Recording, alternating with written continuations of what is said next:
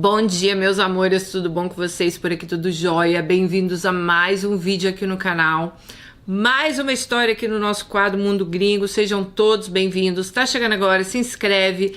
Se você já tá aqui comigo, deixe seu joinha, deixe seu comentário, que vocês sabem o quanto é importante aqui, né, pro YouTube entender que vocês gostam das histórias, mandar para outras pessoas e outras pessoas virem aqui conhecer o canal e mandar a história delas também, né?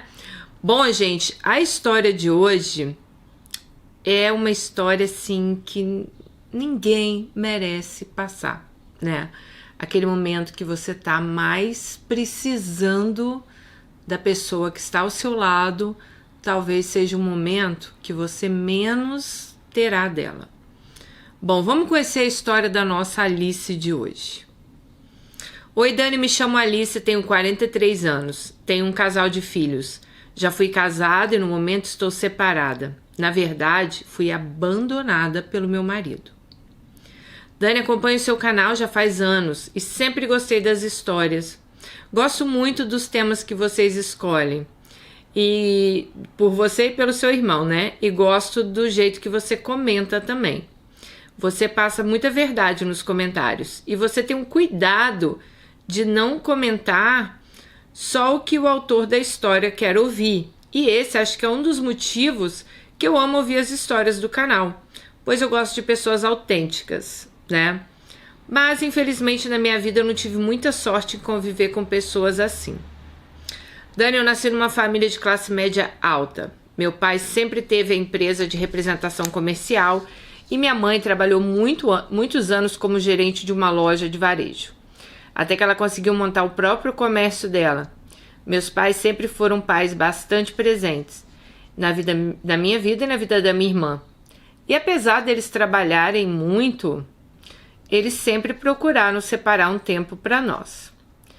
Eles acompanhavam nossos estudos e nos proporcionavam muito amor e carinho. Eles sempre foram bem atenciosos e preocupados comigo e com a minha irmã. Graças a Deus, eu não tenho nada para reclamar da criação deles. Acho que, de certa forma, sou até privilegiada. Dani, minha irmã, ela é apenas 2 anos mais velha do que eu. Mas desde muito cedo ela me protegeu. Lembro que desde que a gente era novinha, acontecia alguma confusão com alguma amiga nossa e minha irmã tomava minhas dores. E me protegia. Ela não deixava ninguém ficar tirando farinha comigo. E olha que quando eu era nova, eu sofri muito bullying. Naquela época eu era muito magra. E eu sempre fui uma menina tranquila, sabe? Nunca gostei de confusão.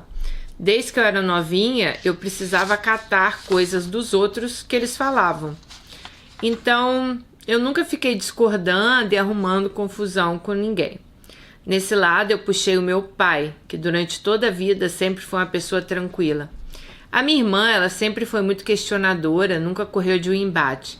Pra ser sincera com você, Dani, eu sempre quis ser igual a ela, mas eu nunca consegui mudar a minha forma passiva de ser. Acho que isso é da natureza de cada um. Eu me recordo uma vez que umas meninas que eram da minha sala começaram a implicar comigo, começaram a fazer bullying, porque nessa época, como eu disse, eu era muito magra, e elas falavam vários adjetivos pejorativos. Elas ficavam me chamando de Olivia Palito, filé de borboleta, caveira humana, e isso me deixava arrasada. Só que eu não conseguia sequer me defender dessas covardias que elas faziam comigo. E pior, Dani, é que elas ficavam fazendo esse tipo de bullying comigo na frente dos meninos da sala. E sabe como é adolescente, né? Eles não costumam ter muita noção das coisas que estão fazendo. E quanto mais alguém ri, mais o outro gosta de sacanear. E então essas meninas que se achavam engraçadas, elas adoravam ficar me sacaneando. E isso começou a me fazer mal. Tanto que chegou uma época do ano que eu não queria mais ir para a escola. Eu inventava doenças que eu não tinha. Mesmo assim, eu insistia. Doenças que eu não tinha, né? E a mãe dela não acreditava, falava, não, você não tá doente. Mas mesmo assim ela insistia que ela estava doente só para ela não ir para a escola. Até que um médico conversou com a minha mãe e disse que meu problema era emocional. Até porque minhas notas estavam caindo e eu sempre fui uma das melhores alunas da sala. Tanto que quando a minha mãe ia na reunião da escola, os professores me elogiavam.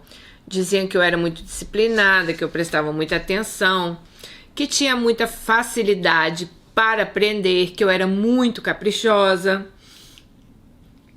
E como eu tive essa mudança de comportamento e de notas, a minha mãe começou a concordar com o médico e começou a me questionar se estava acontecendo alguma coisa na escola. Mas eu já relatei, eu sempre fui muito tranquila e eu não contava nada para minha mãe. Até que minha mãe tomou uma iniciativa, ir na escola conversar com a diretora e com algumas professoras para saber o que estava acontecendo ou se estava acontecendo algo diferente, já que a Alice estava agindo completamente diferente, né? Bom, mas como eu nunca tinha também me queixado para a diretora nem para a professora, né? Ninguém falou nada. Essas alunas, Dani, elas só me perturbavam quando não tinha nenhum professor na sala. Minha mãe saiu da escola sem respostas sobre o motivo do meu comportamento de não querer frequentar as aulas e também da minha queda de rendimento. Só que a saída da minha mãe à escola acabou surtindo um efeito. A diretora ficou desconfiada que eu estava sofrendo bullying. Pediu para os professores observarem o que estava acontecendo dentro da sala de aula. Um dia, no intervalo da mudança de um professor para outro, uma dessas meninas que se achava descolada e engraçadinha começou a desenhar no quadro uma menina super magra e com a cara esticada, com uma aparência de velha. E enquanto ela desenhava, ela começou a fingir que era professora e ficava pedindo para a turma responder quem era a menina da sala que ela estava desenhando. Parte da turma, que era minha amiga dela e ficava desenhando de mim, começou a gritar: Alice Palito, Alice Caveira. E nisso eu não aguentei e acabei tendo uma crise de choro. Nesse meio tempo, a professora entrou, viu os desenhos e também me viu chorando e perguntou o que estava acontecendo. Uma das meninas que não curtia a zoação contou que as meninas estavam debochando de mim, do meu corpo. E a professora deu um ultimato na turma. Se eles não contassem exatamente quem participou do bullying, ela ia mandar a turma toda para a sala da diretoria. Como o pessoal morria de medo da diretora, alguns alunos caguetaram essa menina que tinha feito o desenho. E a professora levou ela para a sala. Dani, depois que a professora mandou essa menina para a sala da diretoria, no mesmo dia vazou na escola e chegou no ouvido da minha irmã, que era 2 séries na minha frente. Quando acabou a aula, eu fui encontrar com a minha irmã para a gente ir embora. Minha irmã estava furiosa e me questionou por que eu não tinha falado sobre esse bullying antes. Eu respondi que eu estava com vergonha. Isso deixou minha irmã ainda mais pé da vida. Quando essa menina que fez bullying saiu do portão, a minha irmã já pegou ela pelos cabelos e começou a dar um monte de soco nela. Ela ainda pegou a cabeça dessa menina e começou a enfiar a cara na poça de lama. Nisso começou a juntar gente, todo mundo querendo assistir a confusão. Quando chegaram perto, eles viram a minha irmã quase afundando a cara da menina na poça. E minha irmã tinha tanta raiva, gente, que precisou de 3 adultos para contê-la. Sim, gente, 3 adultos para tirar a irmã dela de cima da menina. Bom, a minha mãe descobriu então tudo que estava passando comigo e no outro dia minha mãe foi novamente na escola. Só que dessa vez a mãe da menina que tomou uma surra também estava lá. E ela estava exigindo que a escola expulsasse a minha irmã por causa dessa surra que a filha dela tomou. A minha mãe também foi lá no intuito de pedir expulsão da menina que ficava me fazendo bullying. Mas a mãe dessa outra menina tirou ela da escola e depois desse ocorrido ninguém nunca mais tirou farinha comigo. Minha cara dentro da... ninguém mais tirou farinha com a minha cara dentro da sala de aula. E o meu rendimento escolar, ele começou a melhorar novamente. Eu voltei a ter paz para poder fazer umas coisas que eu gostava, como estudar. Dani, depois que minha mãe descobriu que eu estava passando por todo esse constrangimento, ela resolveu procurar um médico para me ajudar a ganhar peso. Nessa época eu tinha muita dificuldade em me alimentar. Eu comia pouco, eu era muito chata para comer. A minha mãe então procurou um endócrino e fiz uma série de exames. E foi constatado que eu tinha difusões hormonais e eu comecei a tomar alguns medicamentos. Aos poucos foram abrindo meu apetite, comecei a seguir uma dieta que foi passada e comecei a me alimentar de 3 em 3 horas. Eu comia muita fruta, alimentos ricos em gorduras boas e comecei a ganhar massa muscular. E fiquei com um corpo legal. Os mesmos meninos que ficavam rindo de mim começaram a me paquerar. Mas é claro que eu não dei nenhuma bola para eles. Bom, eu comecei a namorar com 19 anos, com esse Luciano. Ele era da mesma universidade que eu. A gente não fazia o mesmo curso, mas ele sempre frequentava a biblioteca no mesmo horário que eu estava. E assim como eu, ele gostava muito de estudar. E a gente no início começou a sentar juntos na mesa. A gente sentava de forma ocasional, assim, juntos, sabe? Depois começamos a marcar horário para ir juntos para a biblioteca. E um dia, né, eles foram para um barzinho e aconteceu ali o primeiro beijo. Depois desse primeiro beijo, namoramos por 4 anos. Eu tinha certeza que eu e o Luciano íamos nos casar. A gente tinha uma afinidade muito grande, mas tínhamos planos bem traçados para o nosso futuro. E existia uma amizade, uma cumplicidade grande. Tudo que a gente fazia, a gente gostava de fazer juntos. Inclusive, quando a gente estava com 2 anos e meio de namoro, Luciano começou a morar na minha casa. A família de Luciano era do interior. Eles pagavam um quarto para Luciano estudar na cidade. Só que no decorrer do curso, o pai dele trabalhava de forma autônoma e a única fonte de renda que vinha era ele. E a mãe dele também trabalhava, só que ela ganhava menos. E tudo que a mãe dele ganhava era para pagar as despesas dele lá na outra cidade, né? Aí o pai de Luciano ficou doente e ele teve que começar a fazer tratamento médico. Então o dinheiro já não dava mais para pagar as despesas de Luciano na cidade. Luciano falou para os pais que iria trancar a faculdade, voltar para a cidade dele e depois terminaria, né? Mas meu pai me chamou para conversar e disse que iria fazer o possível para ajudá-lo. Perguntou o que eu achava se ele morasse lá em casa, mas em quartos separados. Eu falei que se meu pai fizesse isso seria ótimo, porque eu estava muito triste com a condição dele de ter que trancar o curso, de ter que voltar para o interior, né? Bom, meu pai conversou com a minha mãe não colocou objeção nenhuma, né? E assim ficou resolvido então que ele ficaria lá em casa. Dani, quando eu falei com o Luciano que meu pai estava querendo conversar com ele, Luciano já estava decidido a trancar a faculdade e ir embora. Mas aí no dia que o Luciano foi lá em casa para conversar, meu pai disse para ele isso e ele ficou muito agradecido pelo que meu pai ofereceu. Pois meu pai deixou claro que além dele não ter que se preocupar com as despesas de moradia, ele também não precisava se preocupar com a alimentação, pois ele poderia fazer essas refeições lá em casa sem precisar, né, pagar nada. Além disso, meu pai ofereceu a Luciano um salário para o Luciano ajudar ele na empresa de representação, no meio período. Quando meu pai propôs esses benefícios, eu lembro que o Luciano chegou a se emocionar. Ele ficou muito feliz, agradeceu muito a meu pai. E acho que não é todo dia, né, que alguém faz isso por alguém. Então o Luciano estava assim muito agradecido o que o pai de Alice estava fazendo por ele.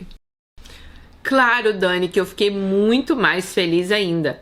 Eu estava com o coração partido, né, com a possibilidade dele largar a faculdade e voltar para a cidade dele. Bom, Luciano trabalhou com meu pai por mais ou menos 6 meses e depois ele conseguiu um estágio na faculdade. Então começou a trabalhar nesse estágio. Mas continuou morando lá em casa. A gente ia e voltava juntos da faculdade de manhã, depois ele ia em casa, almoçava, trocava de roupa e corria para o estágio. Muitas vezes ele pegava até carona com meu pai quando meu pai ia almoçar em casa. Meu pai fazia questão de deixar ele no estágio. Meu pai foi mais que um pai para ele nesse período. Bom, assim que o Luciano se formou, ele recebeu uma proposta para continuar trabalhando nessa empresa que ele estagiava. E ele já começou a trabalhar lá com um bom salário. Além de mais um valor por metas, no primeiro mês que o Luciano estava trabalhando, ele conversou com meu pai, agradeceu por tudo que tinham feito por ele, por os momentos difíceis, né? Dani, vale dizer aqui que o pai de Luciano acabou falecendo aí nesse período. Até o dinheiro do caixão, meu pai ajudou a família dele. Mas ele disse que tinha chegado a hora de ter um canto para ele, que ele ia começar a organizar a vida dele, para que a gente pudesse se casar. Meu pai ainda insistiu para que ele ficasse lá em casa, para juntar uma grana, mas ele disse que ele seria melhor ter o espaço dele, porque ele queria receber a mãe dele, também mais vezes em casa, né? Comprar os móveis, já pensando no nosso casamento. Só que, Dani, assim que o Luciano saiu lá de casa, ele já começou a ficar estranho. Ele nunca tinha tempo para sair comigo. Ele sempre que me ligava, ele ligava com pressa. Ele sequer ia lá em casa nos finais de semana. Mal agradecido, hein? Isso começou a me deixar muito intrigada. E sempre que eu questionava se estava tudo bem, ele dizia que estava sim. Mas que ele estava um pouco estressado, porque o trabalho era muito puxado, a pressão dele alcançar metas. E aquilo estava sufocando ele. Mas que era para eu ter paciência que as coisas iam melhorar. Até que um dia ele disse para mim que não estava dando para conciliar o trabalho com namoro. Gente... Ele queria dar um tempo no relacionamento e depois que as coisas se acalmassem, a gente voltaria a ficar juntos. Dani, quando ele me propôs isso, eu fiquei arrasada. Mas mesmo assim aceitei a proposta. Só que procurei esconder da minha família o que ele tinha falado. Acho que por vergonha. Só que rapidamente minha família começou a perceber que tinha algo errado. Começaram a me questionar sobre o que estava acontecendo. E eu contei para eles que o Luciano tinha pedido um tempo por conta do trabalho. Minha família ficou indignada, principalmente minha mãe e minha irmã, que já vinham reclamando das atitudes dele. Já meu pai ficou triste, mas acho que ele evitava ficar falando essas coisas para eu não ficar mais triste ainda com aquela situação. Então, né, gente, ficou a família toda bem chateada com aquela situação, né? Quem não ficaria? Você dá todo o apoio lá pro bonito e depois ele simplesmente meio que dá um pé na bunda aí da sua filha, né? Bom, Dani, a minha irmã, ela não sossegou enquanto ela não descobriu o que de fato estava acontecendo. E através de uma amiga da amiga dela, que ela conhecia, que trabalhava nessa empresa, ela descobriu que Luciano estava com uma funcionária da empresa. E que quando minha irmã me contou isso, aí sim, meu mundo caiu.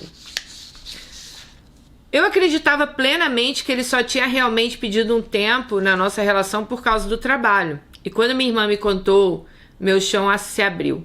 Eu liguei para Luciano para tirar satisfação. E além dele confirmar que era realmente verdade, ele foi extremamente frio comigo. Que ele disse que era verdade, que ele estava apaixonado por ela. E que era ao lado dela que ele ia ficar. Sequer agradeceu, gente, tudo que a minha família tinha feito por ele. Dani, depois desse baque, eu passei um tempo sem namorar. Eu não tinha mais vontade de namorar.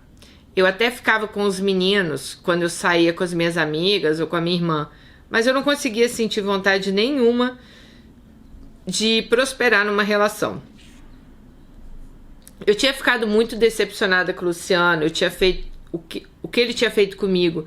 Eu jamais imaginava que ele iria terminar comigo para ficar com uma outra menina. Depois de tudo que a minha família fez por ele. Só que depois de um tempo sozinha, esse sentimento de decepção diminuiu. E eu comecei a abrir espaço no meu coração para me apaixonar novamente. E foi aí que eu me envolvi com o Thales. Thales tinha começado a trabalhar na empresa do meu pai. E assim que bati os olhos nele, senti uma coisa diferente.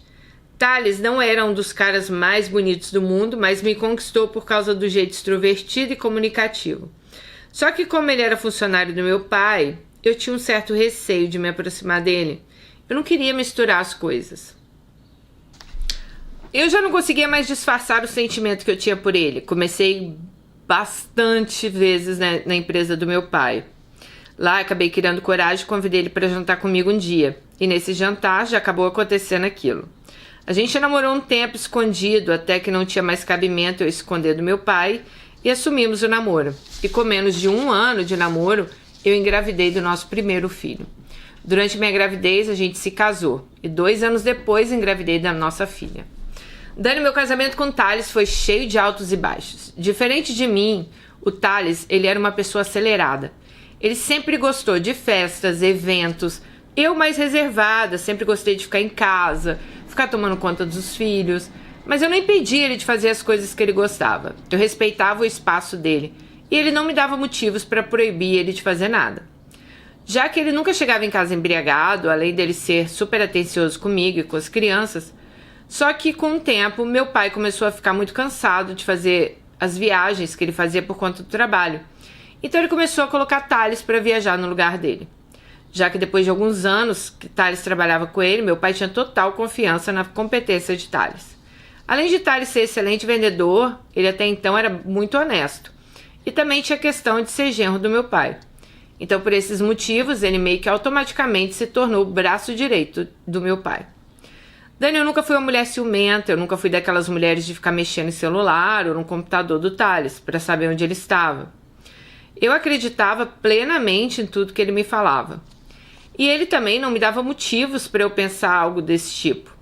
Ele saía muito com os amigos dele, ele gostava de ir para barzinho, ele não perdia um convite que a empresa recebia para algum lançamento, mas nada disso me incomodava. Eu vivia da minha forma e assim a gente era feliz. Quando foi em setembro de 2020, no meio daquela loucura que a gente viveu, né, da época das máscaras, né, o meu pai começou a adoecer, sentiu muitas dores no corpo, acompanhado de febre. Thales levou ele no hospital, os médicos chegaram a fazer alguns exames. No primeiro momento não constataram nada de anormal, acharam mais prudente meu pai voltar para casa, já que o hospital estava lotado de pessoas contaminadas, né, por aquele vírus. Só que na madrugada meu pai começou a sentir falta de ar. Compramos um nebulizador para ver se ajudava a melhorar as crises. Só que as crises dele foram só aumentando. Mais uma vez, Thales levou meu pai no hospital. Dessa vez, a situação foi diferente. Assim que ele chegou, a saturação do meu pai estava bem baixa. Fizeram um raio-x, o pulmão estava tomado por aquele vírus maldito. Meu pai foi entubado e 2 dias depois faleceu. A gente sequer pôde fazer um velório justo a ele. Era um homem cercado de amigos. E no velório estava eu, Thales, minha irmã, minhas 2 tias. E nós fomos nos despedir do meu pai. Não durou 1 hora, gente. Poupamos mamãe de ir. Estávamos com medo de acontecer algo com ela. Daí assim que meu pai morreu, Thales começou a colocar as garras de fora. Começou a se achar o dono da empresa. Ele mandou algumas pessoas embora, que já trabalhavam com meu pai há alguns anos, e isso começou a causar desavenças entre eu e Thales, e entre minha irmã, pois a empresa era do meu pai e Thales estava se achando o dono. Ele começou a colocar muitas mulheres para trabalhar no departamento de vendas, e isso começou a me causar um incômodo. Como eu já disse, eu nunca fui ciumenta, mas eu comecei a perceber que ele começou a contratar as funcionárias por causa da beleza. Aliás, não era pela competência, e sim pela beleza. E eu questionava ele, essas coisas que ele fazia, sabe? Bom, eu também, ele não repassava à minha mãe a parte que era de competência dela. Isso gerava mais tumulto entre minha irmã e Thales. E o clima começou a ficar pesado na minha família. No auge das confusões da empresa, eu comecei a sentir um desconforto na minha mama. E com o tempo começou a sair um líquido, uma secreção no meu mamilo. Resolvi procurar um médico para ver o que estava acontecendo. E fiz uma mamografia. O médico confirmou que eu estava com câncer de mama avançado. Além de eu fazer algumas quimioterapias, eu tinha que retirar uma das minhas mamas. Dani, foi sem dúvida alguma o momento mais difícil da minha vida. E era a hora que eu mais precisava do meu marido ao meu lado. Só que ele sequer me acompanhou no hospital no dia da cirurgia. Ele disse que tinha uma viagem a trabalho agendada e não tinha como remarcar. Quando ele me disse isso, eu fiquei arrasada. Mas eu estava tão enfraquecida, fisicamente e emocionalmente, que eu nem discuti. Toda a minha família ficou indignada, inclusive meus filhos. O meu marido, ele não me acompanhou um dia sequer também no período que eu fiquei internada pela cirurgia e nem nas sessões de quimioterapia. E o pior, Dani, antes de eu terminar o meu último ciclo, eu ainda estava fraca, Thales me procurou para conversar quando eu estava em cima de uma cama, fraca e enjoada e sem forças para nada. Ele disse que não tinha mais sentido ficar casado comigo, que ele não poderia contribuir em nada na minha recuperação e que ele tinha tomado uma decisão. Ele ia sair de casa. E disse que a presença dele poderia não fazer bem para minha recuperação, já que nessa época, por causa da falta de solidariedade dele, o clima estava pesado lá em casa. Quando ele me disse isso, eu falei com ele que ele não poderia estar falando sério, que ele era um monstro em fazer isso comigo, mas ele ainda alegou que ele estava fazendo isso para ajudar na minha recuperação. No dia que ele me disse isso, eu falei com ele que era para ele arrumar as coisas dele e sair de casa naquele mesmo dia, e que se ele continuasse dentro de casa, eu não iria morrer por conta da doença, mas sim por conta do desprezo que ele teve comigo. Meus filhos ficaram muito indignados com o pai também. Romperam com ele por quase um ano. Eles só retornaram a falar com o pai deles quando eu já estava completamente curada. Dani, foi um momento bem difícil. Eu jamais imaginei que o homem que eu vivi por tantos anos poderia ser tão frio e me abandonar num período que eu precisava, que eu estava fragilizada, cheia de incertezas. Eu não sabia se eu ia sair daquilo, se eu ia viver, se eu ia morrer. O que ele fez comigo foi pior das traições que um homem pode fazer com uma mulher. Ele não teve a hombridade sequer de aguardar minha recuperação para pedir a separação. Hoje, quando eu penso nisso, eu acho que eu tive mesmo um livramento, pois a falta de empatia dele nesse momento tão doloroso poderia ter tirado minha força de continuar lutando. Dani, assim que Thales me largou no auge da doença, minha irmã enlouqueceu e colocou ele para fora da empresa. Mas Thales foi tão vagabundo que ele já tinha aberto uma nova empresa para ele e já estava atendendo boa parte da clientela do meu pai, por essa empresa dele. Só que quando a gente descobriu que ele tinha pego os clientes antigos, minha irmã mandou um e-mail para todos os clientes da empresa de representação do meu pai e detonou Thales, falando que ele agiu de má fé. E que ele não tinha comunicado a gente, né, que ele tinha aberto a empresa dele. E contou ainda tudo que ele fez comigo durante o meu tratamento. A nossa empresa conseguiu recuperar a maior parte da clientela que ele tinha roubado. Ele ainda ficou bem queimado no mercado, pois além de tudo o que ele fez comigo, ele tinha falado para os clientes que ele só tinha mudado a razão social da empresa. Dani, já estou plenamente curada, faço exames periódicos, meu câncer está em remissão. Depois dessa doença e também me recuperei da maldade que Thales fez, eu decidi priorizar totalmente minha vida. Não me envolvi com mais ninguém, sinceramente eu não tenho nem vontade no momento. Hoje eu vivo em função dos meus filhos, da empresa de representação do meu pai, que eu assumi o controle, e nas horas vagas eu gosto de ver séries e assistir seus vídeos. Adoro acompanhar também outros canais, e sou muito feliz assim. Essa é a minha história de vida. Sei que você tá taxada de otária por muitas Alices, por ter sido usada por 2 homens, mas eu acho que meu grande erro na vida foi não ter tido malícia, principalmente nenhum tipo de maldade no meu coração, para ter a percepção que esses 2 homens que eu tanto amei só me usaram de degrau. Um beijo para você e para Beto. Alice, um grande beijo para você. Olha, a gente deseja de todo coração aí que você, né, esteja assim 100%. Tenho certeza que essa doença aí fez parte do seu passado. Olha, a gente não deve se sentir culpada por fazer o bem. Mesmo que as pessoas achem que a gente é otário, que a gente foi besta, que a gente foi boba. Quando a gente faz o bem para as pessoas, a gente deveria, né, ser um exemplo, não ser taxado de otária, de boba, disso ou daquilo. Eu acho que o que você fez na época foi o que seu coração mandou. Tanto ali no seu primeiro, né, namorado, quando você abre as portas da sua casa, ele termina a faculdade dele, e tanto com Thales, né? Vocês se casam, querendo ou não, ele entra ali para sua família, né? Mas o que eu costumo dizer é o seguinte: quem vai enfrentar as contas, né, do que a gente faz nessa vida são eles, não é você. Então você sinta-se com a consciência tranquila. Eu já fiz muita coisa também que as pessoas também podem falar: nossa, que besta, que boba ter ajudado aquela pessoa. Claro que a vida foi me ensinando muito, né? Claro que hoje eu fico com o meu pé atrás, hoje eu presto bastante atenção nos sinais, mas eu também já ajudei pessoas que, tipo, me deram um pé na bunda, já ajudei pessoas que me fizeram de besta, mas eu não me acho que eu fui otária, ou que eu fui isso, ou que eu fui aquilo. Na época eu fiz o que meu coração mandava, né? E eu acho que quando a gente faz o bem ele sempre volta pra gente de alguma forma, tá? Então, assim, se você faz o bem, pense sempre que o bem vai vir pra você. E se realmente essas pessoas saíram da sua vida, aí eu vejo como um livramento mesmo, né? Não eram pessoas que iriam te fazer bem mais tarde.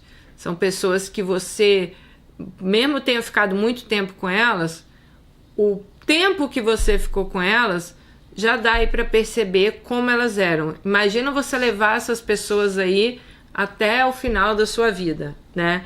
Então, que bom que você teve esse livramento e essas pessoas saíram da sua vida. É o que eu falo para vocês, gente. Não se achem idiotas, não se achem, igual você falou ali, vão me achar otária, babaca, porque eu fiz o bem. Não. Fazer o bem é algo bonito. Fazer o mal que é feio. A gente não tem que culpar quem fez o bem. É igual eu já vi alguém botar assim: mas foi roubada também, sai com o relógio à noite. Gente, ou sai com o telefone e fala... Gente, não deveria eu ser criticada.